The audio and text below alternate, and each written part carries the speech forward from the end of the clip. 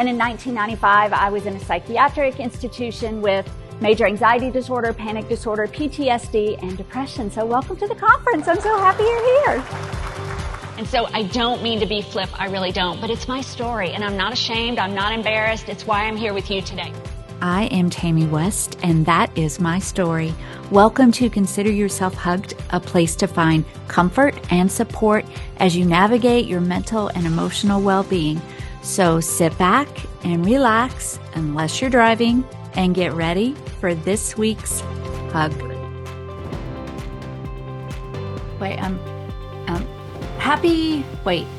Merry Christmas, Happy New Year. Yay. Right? Because last time we recorded, it was right before Christmas, and now it's right before New Year's. And this will come out on New Year's, is that correct? This will come out on New Year's Day. Yeah. So you're And watching, we're recording listening. a few days before. Yeah. Yeah. And I noticed, you all probably know that, like, Michelle and I will start to talk when we get on here, and I'm like, nope. Or she'll be like, nope, because we want to wait. But I was noticing her sound and her backdrop was a little bit different. So tell me about that, because we're talking about New Year's resolutions today and change and going into the new year. So tell me what you did.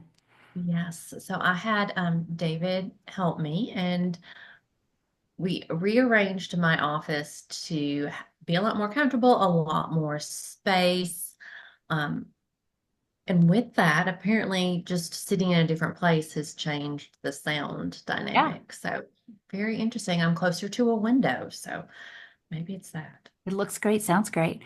And I didn't share this with you either. So you all, this is my office, and I love my office, and it's small and it's cozy. And my sons are both home sort of for the holidays, but my daughter stayed the night too. Anyway, the point is, they have all commented, like, my son has worked in here, and then my daughter actually slept in here for 2 nights, and my other son slept in here for 2 nights. And they're like, oh my gosh, it's so cozy and quiet. Because, I have curtains up on the walls and things hung up to make sure. So Michelle and I both have talked about how important it is to create an environment that makes you happy. So. Yes. And that's why we did this too, like, just to feel more comfortable, more at peace. It looks beautiful. And I don't think that I saw the kindness thing. Like, I know behind you where your chair is, I can't see it now. You have a word thing. What does it say? Like, I see the kindness one, but isn't there one lower? I have one that says kindness matters. So that may be it. I see and then that one. There's one that you can't see right now that says faith up above. That's the one. That's what I saw earlier. And then I have believe and dream that way. Yeah. So Christmas Good was reminders. Yeah. Yes, definitely. Christmas was good. It was good. Yes. I went to the Opryland Ice exhibit with my sister and my niece, and we had a really good time. And we did a scavenger hunt. And if you've never been out there, it's a really fun time. Well, that's in very Nashville, cold, for but those very fun.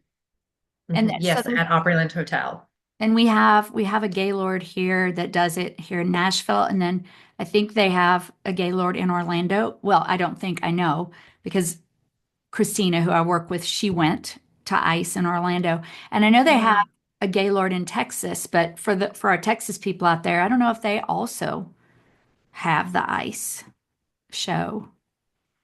I don't know. Oh, and we promised to take pictures. And remember, last week we said, okay, everybody, share your stories and send us your pictures. And we said we would do the same. Yes, I have pictures. Okay, send me at least 1 or 2. Okay, I will definitely send pictures. I have gingerbread house pictures. I have all kinds of pictures. Yeah, send me all the fun pictures and anything you want to go along with them. I also think you should include your last Instagram story picture, because I did respond to it, but I was like, because do you not remember? I put something on Instagram? You put a story up yesterday or the day before. You were reposting Lindsay's post saying that you won the holiday ornament. Did you really give her that ornament? Yeah. Did we ever talk about the story of what happened to her? I I know believe you that and I we, did, but I don't know if we did yes, on the show. I'm not sure because we've talked about it, but I'm not sure if it was recorded or not. Um, but yeah, wow. Wow. Well, short story. I'll post a picture of that. Um, the night before Thanksgiving, Lindsay got her feet sucked. Her feet. Why did I say? I was thinking feet, meat, and fingers. She got her finger sucked into a meat tenderizer, which is basically two spiked rollers that was attached to a KitchenAid mixer. And anyway, we spent 6 hours in the ER. They had to manipulate it off of her finger. She has a crushed finger, multiple stitches. She's doing really great. But I've gotten my kids, I mean, so many people do, but ornaments every year based on significant things in the year. So I ordered there's a medical company on Etsy that has ornaments with broken bones. So I got her one with a finger splint and then a little KitchenAid ornament off Amazon. So yeah. So for the win, Lindsay posted that I won the ornament. Not that there's a contest. Well, the way it was posted, it looked like you had gotten her an ornament with her finger stuck in the meat tenderizer.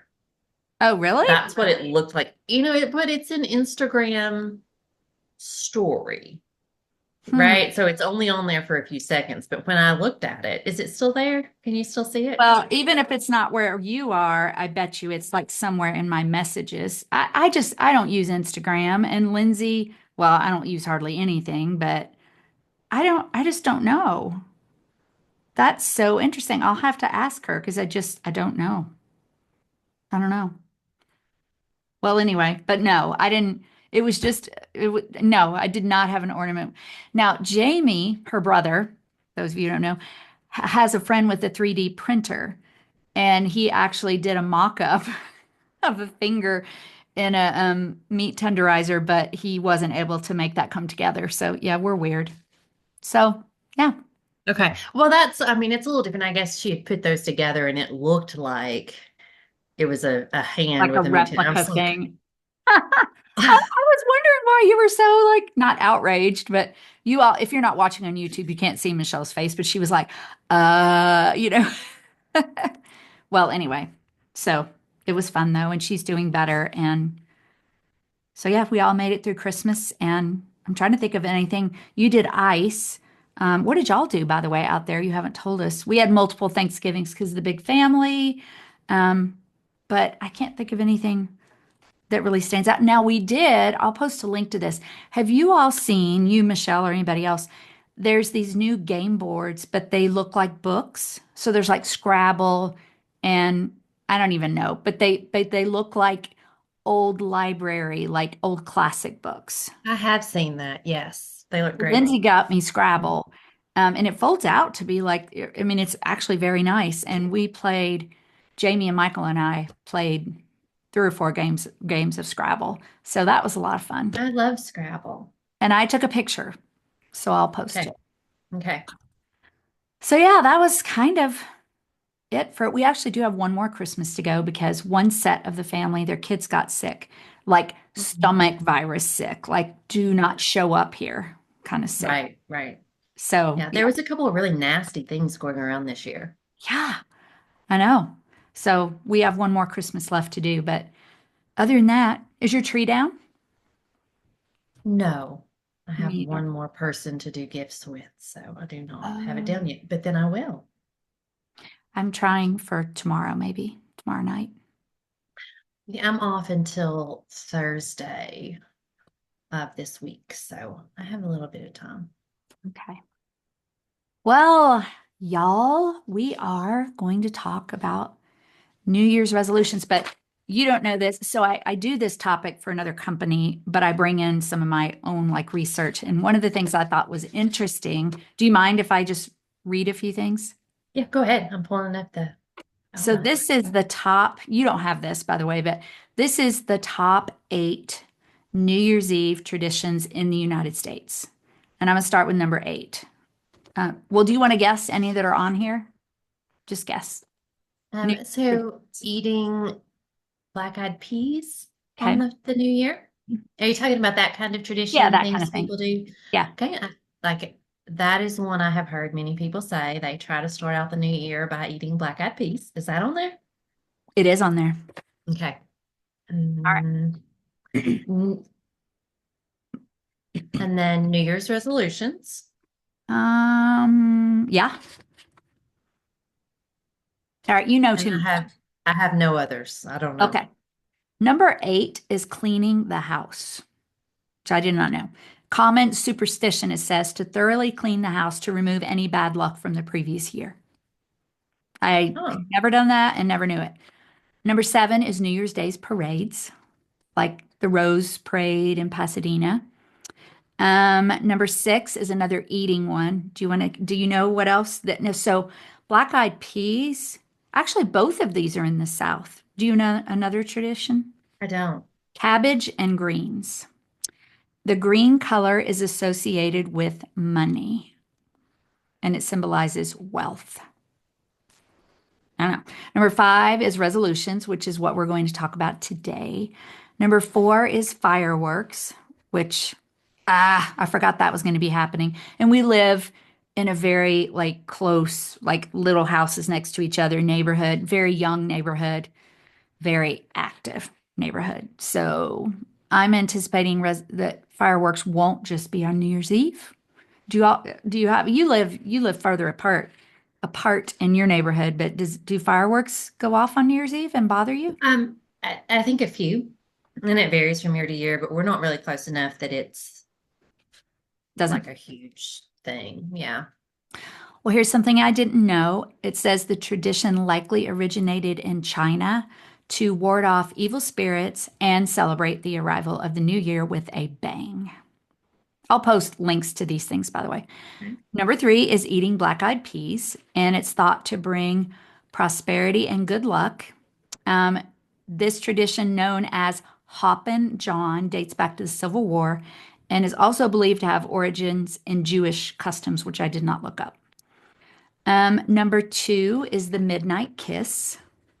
Lots of luck here to bring good luck and ward off evil spirits. I I didn't know people were so worried all the time about evil spirits. And number 1, drum roll, the Times Square ball drop, Okay. All or right. watching it. And it began in 1907. That makes perfect sense. You know, when you said New Year's, I was thinking New Year's Day because I'm probably usually asleep when the ball drops. So Oh, yeah, me too. Well, but you're right. It was a combination, right? Well, but the ball drops right on the new year. But yes, yes. no, I didn't think about it either. So I didn't know any of those. I just thought it was fun to figure them out. So that's all I have for fun intro. I do have all sorts of other fun stuff, but so do you have any resolutions? Do you set resolutions? Not resolutions.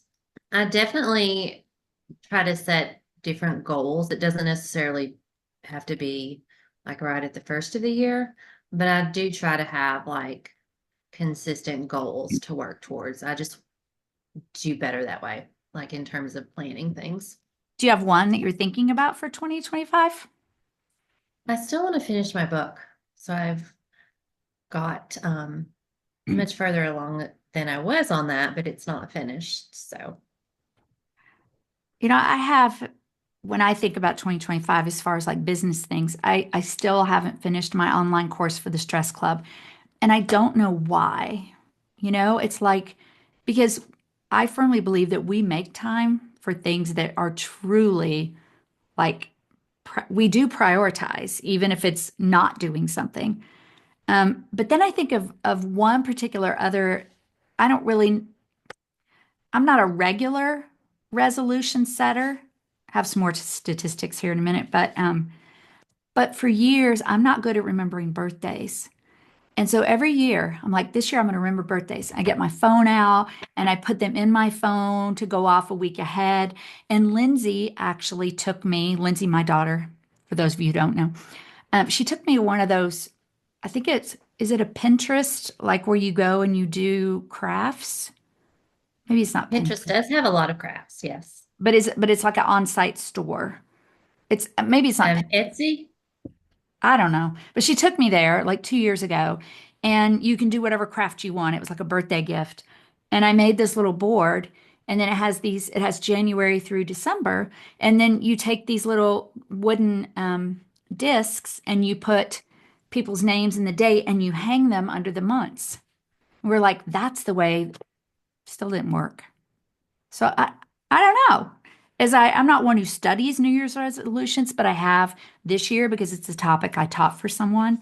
But it has confused me over the years as to why. Maybe it's the lack of, maybe it's not doing the formal goals. You think? I don't know. That is a good question. For those of you out there that have trouble like remembering dates, birthdays, and so forth, what is that? Is there anything that you have identified that seems to have helped that, or like to contribute and be the cause of that? Because most birthdays I remember, there's a couple that um I struggle with knowing the exact day on, but so yeah, I don't know. It's a really good question. Well, and I Or know, just in general, if there's something that you struggle to remember, like, yeah. what is it and what has seemed to help? And we'll give you some tips. I mean, Michelle kind of hit it on the head, right? Like making it more intentional. But some of the things, and I sent you to why resolutions fail. Do you want me to read these? Do you want to read these? You go ahead. Okay. So, and I'm going to add to them as well, but like 80% of resolutions fail by February. Only 8% of people achieve their New Year's goals. And then sort of the pitfalls, and this is again, I'll put some links for these things too. And you can read other things out there that will give you different numbers. The point is really to just understand what are the pitfalls. And there was four that we read about: setting vague or unrealistic goals. And I think for me, I don't know, with the stress club, even though I just said I didn't set a goal, I did. I set a goal to have it ready by Thanksgiving of this year, and I set that months ago. I don't know. It wasn't vague, it wasn't unrealistic, but I just got derailed. Number two, relying solely on willpower. So we're going to talk about that a little bit with like weight loss or getting healthy. Number three, not having a clear plan or system. And that's probably where it was, like not really breaking it down. And then number four, focusing on societal pressure rather than personal values. And that one I think relates a lot to making personal changes. For example, weight loss, or are you doing it because you think the world wants you to look different or because you want to be healthier and you want to feel better? So I don't know. Do you have any stories of times when you've set goals or resolutions? I mean, I just Well, should. I think exactly the same as you. One of the things I had said about the book was I wanted to have a first draft by the end of the year, which obviously has not happened. So the question is, why? Why hasn't that happened? When I think through it, because I haven't yet, when I think through it though, I do think not having a so I had a deadline, but there was no, I don't want to say consequence isn't the right word, if I didn't meet the deadline. Like I have so many other things, as do you, that come up in my life that do have an immediate deadline that need immediate attention Right. right then. And so they have reasons that they need immediate attention, and that gets pushed in front of something that has a deadline. But what happens if I don't meet the deadline? Really nothing. And so all of these other things, they have to be, they do have a reason they have to be completed right then, like with my brother-in-law becoming ill and work. I mean, there were just things that came in front of it. And then when you have a lot of those extras going on, when you do have those moments of downtime, Right. I think that I used those moments to kind of unplug in a different way. Which is important. It is important, but I think so. I mean, I think the Um, interesting thing, 80% of resolutions fail. And when you ask yourself why, I mean, there was a reason they weren't happening to start with. I'm going to actually tell you something different on some other research that I found in a minute, but because I don't like that, like fail. Um, Hmm. But what you just said, though, is so important for people to grasp. You didn't know your brother-in-law was going to get sick. And Mhm. because we are always prioritizing, and that's priority, but also taking care of yourself in the time that you did have. And so the book it's not a failure, it's a change. And Yes. Yeah. I think about, so I used to travel with Skill Pass seminars. And if you don't know what that is, it's just a seminar company. And I was on the road 2 or 3 weeks a month for like 7 years. And I had a family at home. But I wrote 2 books and I finished a PhD while I was doing that. And so why can I not finish the stress club? And I don't know, Michelle. Part of me thinks maybe I'm just tired and I need, maybe I just need some time where I'm not doing a project and having a deadline. Maybe I just need to sit with it for a bit and see if it's just a time where this is not the season. I don't know. But Well, I think it's okay to be driven in other areas because you're a very driven person. It's not like you have nothing going on. You have many things going on yeah, that you're driven to do. And so, you know, I think that one of the things, like, and I agree with you, the word fail is really unfair. yeah. And so, there are just things, like you said, that come up and we have to shift sometimes Because priorities. let me ask you a question. Did you do anything on your book in 2020? Some, yes, I Okay. did some, yes. Okay, now ask me that question about the stress Did you club. do anything on the stress club? Yes, I did. So Okay. Yeah. here is a survey that I like better. Now, granted, this was 2019, but honestly, it's hard to find. This is a 2024 article or 2023, but I don't care. This was a YouGov survey of 1,200 adults in the U.S. Showed that about 4 in 10 made New Year's resolutions, and that's backed up actually in quite a few that overall about 38% of Americans set resolutions. Okay. Of those surveyed who made resolutions, about 16% kept all their resolutions, and about 44% kept at least some, but not all by the end of the year. And this is what I highlighted, meaning nearly 2 of 3 people achieved some level of success. So a completely different viewpoint, Yeah. different study, different perspective. Yeah. Yeah, I just thought it was so good. I was like, yeah. Some of the other, I don't think it's important to read all these things, but the almost 40%, 38% in 2024 reported they were going to make New Year's resolutions. Um, and one thing that surprised me was of those 38%. Well, let me ask you, because I didn't send this to you.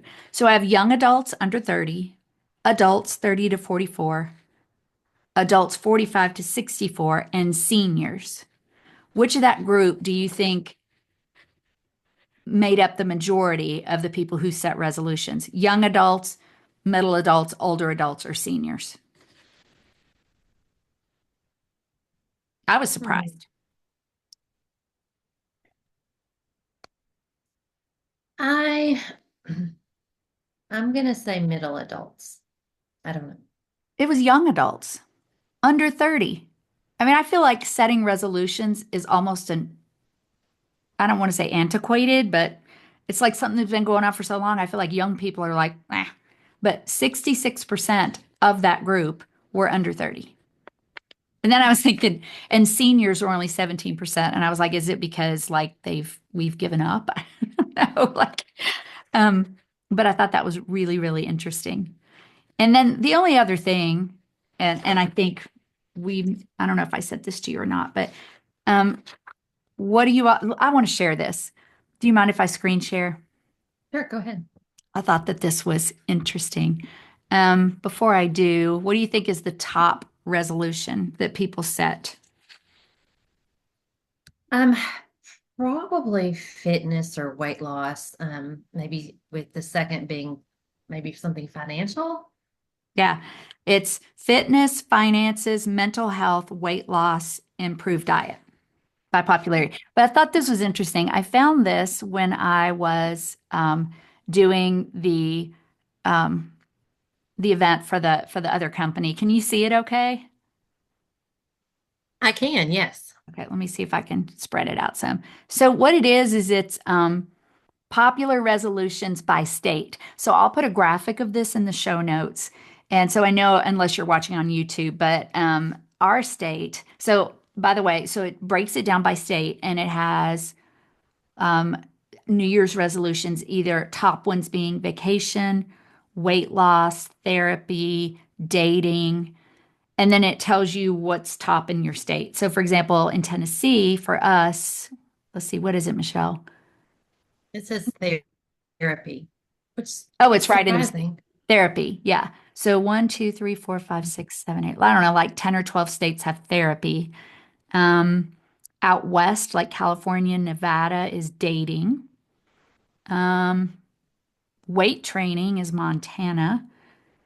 Oh, sleep better. Sorry, I missed a few. There's only 3 states that have sleep better, which, by the way, Michelle, I think that might be our next topic, right? The sleep coaching. So if Yes. that's a Yeah. resolution. New job, saving money. Anything look noteworthy to you? I think that it's interesting, like the better sleep are in states, and we are going to talk about that next. Like you've got states where like the day night shift is a little off, Yeah. states where there's a great deal of rain and so forth. So it'll be interesting to kind of delve into that aspect of sleep as well. It is. And it's interesting too to look at this like new job is Texas and I think that's Wyoming up there. One state has to quit drinking. Mm, is that Nebraska? I'm not very good at my shape states. Oh, South Dakota. That's South Dakota. Interesting. Anyway, Only one state wants to save money. No, oh, no, two. two So it's states. two. Which are the two? Hmm. Where I can't see them. The Oh, it's the North one beside Dakota. Montana and Michigan. So that's North Dakota. And Okay. then if that's we're having such a geography lesson. I'm not doing that anymore. It's making me feel dumb. Okay. So that would be a fun game. Okay. So, gosh, we've talked about who does resolutions, what the resolutions are, um, success rates. We're looking at is success rates. And what do we want to talk about now? Now, trying to get them so they stick. Yes. Yeah. Okay. So why is it that you think that they don't stick? What do you think they do? I think it's just those pitfalls that we talked about before. Like, do you have an idea? I see like scheming on your face. Yeah, I think that definitely the pitfalls, but definitely like intentionality. I think that like there's so many things that are important to us, but like we said in the positive psychology, Mhm. um, like podcasts, some of it really is like you can feel it's very important to you, but not necessarily act like or choose the motions or the actual legwork to look like it's important. I think I said that all wrong, but hopefully you know what I mean. No. Well, ever since that day when you brought it up, the fact that we both work in the mental health field and sometimes we forget that we can't just teach it. It doesn't soak in that way. We have to engage. Hmm. We have to be intentional. Um, Absolutely. because of that, I had 3 questions that I opened up one of my workshops a couple weeks ago. Um, the 3 questions were, do you want to change? And the second was, are you willing to commit to it? And the third was, are you willing to do it even when you don't want to? And did we talk about the Jesus at Bethesda pool story with Christy McClellan? No, I don't think so. Oh, are you okay if I share it? Hmm. Yeah, of course. I think we've talked about Christy McClellan on here before, but Michelle and I are both fans. She's a Bible teacher, preacher, also a professor. And she was sharing. So there's this story. By the way, we're not preaching to you. This is a Bible story. We're both Christians. You all know that. But regardless of your beliefs, this is such a powerful story. So there's a story in the Bible about a man who had been paralyzed for 38 years. And there's a pool called the Pool of Bethesda, which I learned through Christy was the size of like 2 football fields. In my head, it was like a swimming pool at the local Y, but it's not. And so people would lie next to this pool and it would start to bubble up and the superstition or whatever, it was that the first person who reached that would be healed. So this man had been there for 38 years. And Jesus knows of him and he comes to see him.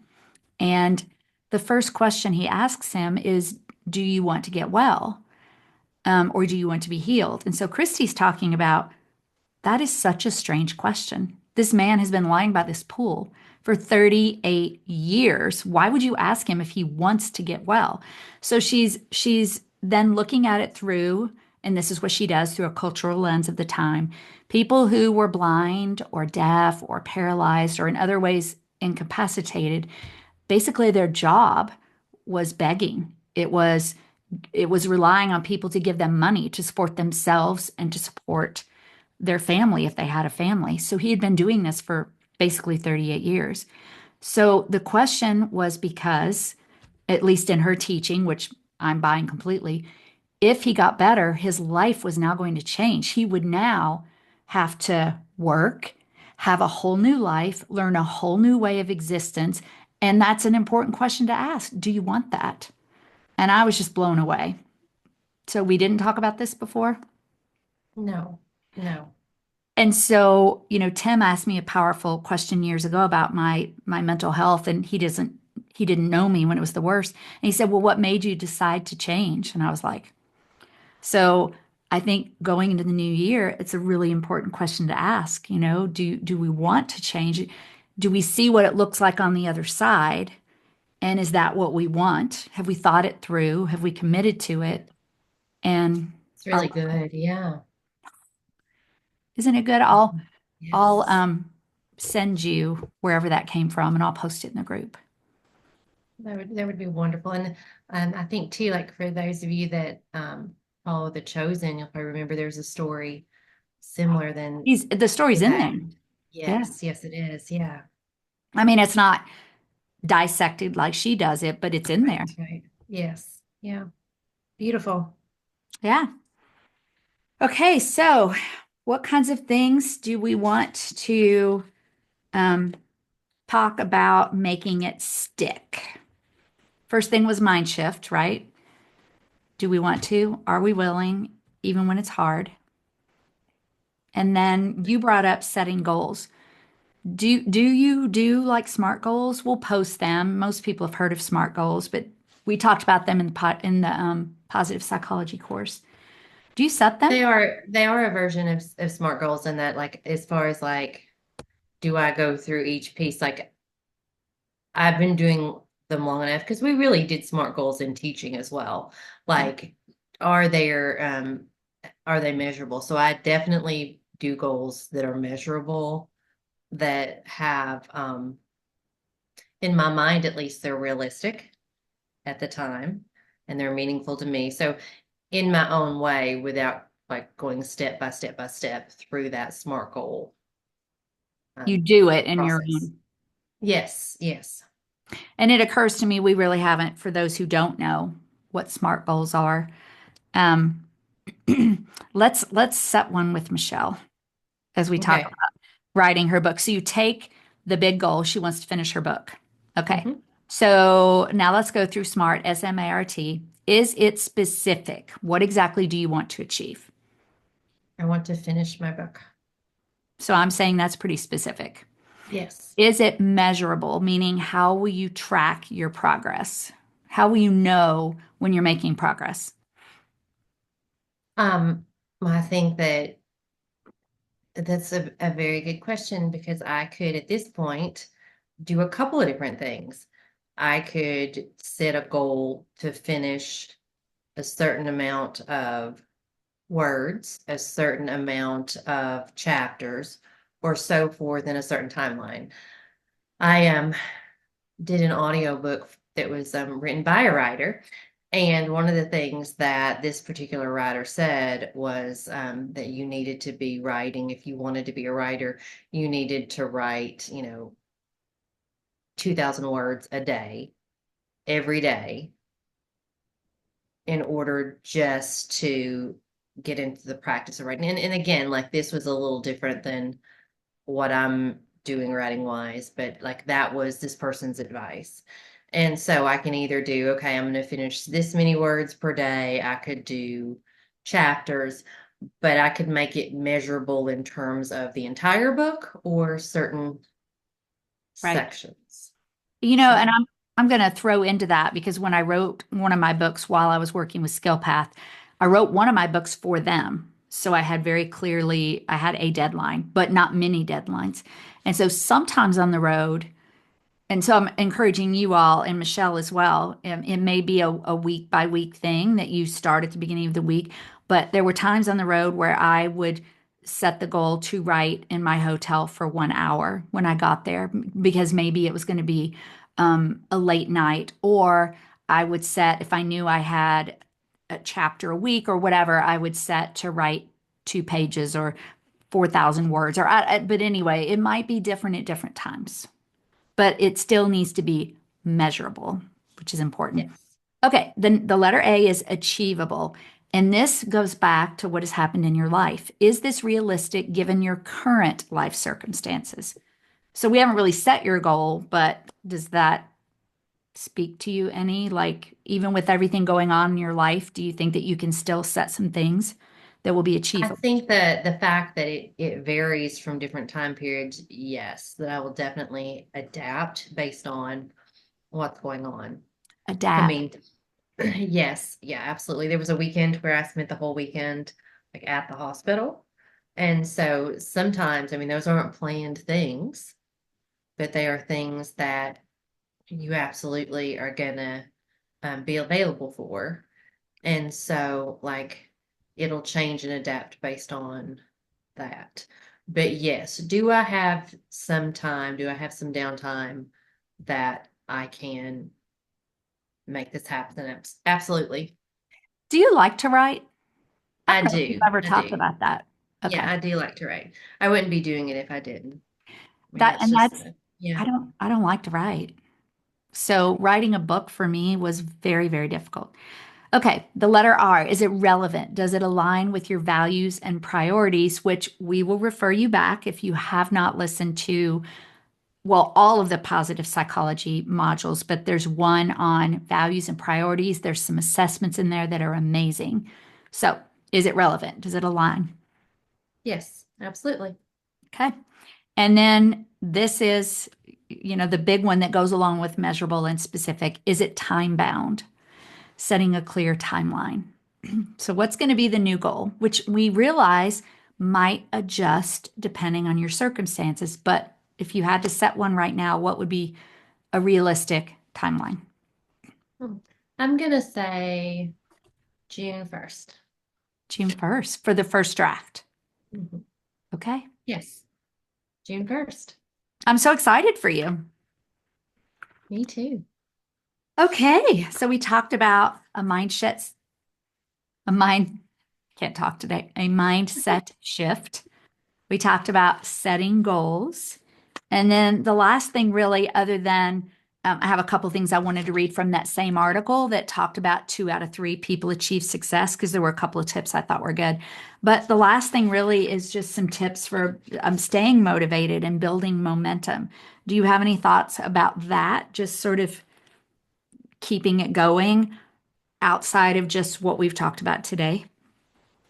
I would think that the one thing that I have noticed that I've had to do in some cases, if it's a goal that I particularly find difficult, but is still important to me, like setting up a time to show up and do it regardless. Like, for example, when I first started going to the gym back um, several years ago, I'd never gone to a gym. I'd never gone to um, a, a class. So, all of my working out prior to that was just on my own. I didn't enjoy it. I didn't really want to go. I knew I needed to. And so I just said, okay, I'm going to make a commitment to go 3 times a week, whether I want to or not. And I had to do it that way. So sometimes just saying, this is the time, this is the how many times, and it's not going to be a question. I'm not going to ask myself, do I want to do this today? I think one of the things too that I want to throw in there with that is like reward system, and what I mean by that, like in what we have written down, a reward system is finding rewards. A problem is, so for example, when you said you were going to go anyway, regardless if you wanted to or not. First of all, that is back to one of those three questions. Am I willing to commit even when I don't want to? So that's important. However, you know that when you're done and overall your health, you feel better. Oh yeah, absolutely. There is a benefit. So if you were going to the gym 3 times a week and there was no benefit, you didn't feel any different, it's going to be hard to keep that up. Or if Oh with yeah. your book, like with your book, you like to write, but I didn't like to write. So I had to show up whether I wanted to or not. But I knew long term, like not everything we want to do is fun. You said once, discomfort is not fatal. So not everything we want to do is fun or even makes us happy in the moment, but it might have something longer term that brings us joy. Yes, yeah. If you're going to be uncomfortable or dislike something for 45 minutes to an hour, but it's going to make you feel better the next 12 or 13 hours, that's what we're looking at. Yeah. And then adding to that too, which I don't think that we've really done. Well, kind of, but maybe we need to set up something more formal is like having accountability strategies, whether it's a buddy system or I haven't really looked up any like accountability apps. Like you and I both loved the How We Feel app. We've thrown out things over the years, but I really didn't even think of that till just now. We should look that up. If I find anything, Okay. you know, or journaling, whatever works for you. And then the other thing I wanted to read from a couple things from this article, and actually this relates to one of the things that's on here. What we wrote down calls it habit stacking, and then another way to call it is temptation bundling. Well, no, actually, you know what? That's two different things. Habit stacking, which we had written down, is when you add a new habit to an existing routine. So maybe if you want to be more mindful, you start by saying, okay, I'm going to do some mindful breaths while I'm getting ready to brush my teeth. So you put the two things together so that you begin developing this new habit because you're doing it all the time. So that's habit stacking. And then the one that I haven't sent to you that I really like, because I think I do this, is called temptation bundling. Research shows people have more success if they use this method. So, for example, if your goal is to get more exercise, link it with something that's pleasurable, like a podcast or a TV show. So, when I go out to get on my bike, which I have not been on in 3 weeks, by the way, because I cannot kick this bronchitis, but I haven't been on it in like 3 weeks. But when I go out in the garage to get on my bike, I usually have a show or I might talk to you, but whatever I do something out there. It's a show, it's a book, it's a podcast, it's talking. So that when I go out there, I don't say well, sometimes I do, but usually I say, okay, I'm going to go out and watch my show. And it's just different. Like, Hmm. it makes it gives us something enjoyable. Um, and then the last thing that I thought was really important, but it's not on, I'll add it to our list of things from this article is subtract things from your life so that you have room for new things. So if there's some activity that you're either doing, but you're not really committed to it, but it's sucking life out of you or it takes up mental space, well, then we don't really have new room for other things. Um, I gave up housekeeping. So I, I hired someone. I wasn't really committed to it. I was like, I Hmm. don't really want to say a cuss word, but half blanking it. I Yeah. with so many other things that we're doing, I just found a way to to make that work. Like at first, I was like, well, I don't really need every week. It's just Tim and me, but once a month. And I was like, well, once a month is not so great, but I don't need the front of the house done hardly ever because no one's ever in there. So now I do every 2 weeks, but just the back part of the house. And it has made me so happy. And I know that's kind of I'm halfway kidding about giving up something, but truly, truly, truly, truly, that was taking hours every week, hours, but not as many hours as needed to. And I didn't have the tools and the skills that someone who does it for a living and they can knock it out in a couple hours. I think too, like, I've heard many people say that when they became aware of the app or place on your phone that tells you how much time you spent like scrolling, Oh, yeah. that was eye-opening for them. Because I know it's something that I didn't realize, like, because you really that can be a pretty huge time waster. Yeah, I will say I am not a big scroller, social media, any of that stuff. The time that I do spend on my phone, oftentimes in the morning, is I play all the New York Times games. I love those. And sometimes at night, if I can't sleep or if I'm bored, I found this new game where you go find the cats. It's like hidden cats. It would only be better if they exploded when you touch them. I'm really just kidding, but my cat just bit me again. Oh, Yeah, Michelle has a sweet cat. So yeah. Well, what do you think, Michelle? Did we cover it? I think so. I think we are all ready to approach our New Year's goals. Yes. And Michelle and I will, I can't count the number of times where we said, hey, this is what we're going to do next, and we change our mind. But I do think, the sleep thing might be because just like we did the positive psychology coaching module, this is a sleep basic coaching module, which means we do it and take all of the tests and certification, but we do it with you. So we'll look it over. By the way, I'll send you I put all the documents in the Google Drive. So we'll share it, we'll look at it, we'll decide what we think, if it is worthy of your time with us. And then if not, we'll do something else. Sound good? Sounds good. Yeah. Okay, well, this is it then this is the first, you'll see this on New Year's Day. So this is our first one for 2025. Follow us, like, download, rate, share with your friends, follow us on social media. And please let us know, what are your resolutions, your goals? What do you want to change in your life? And that's all I got. How about you? Yeah, me too. That's it. Okay, well then, until we see you next time, consider yourself protect. Happy New Year. Happy New Year. Bye. Woo woo.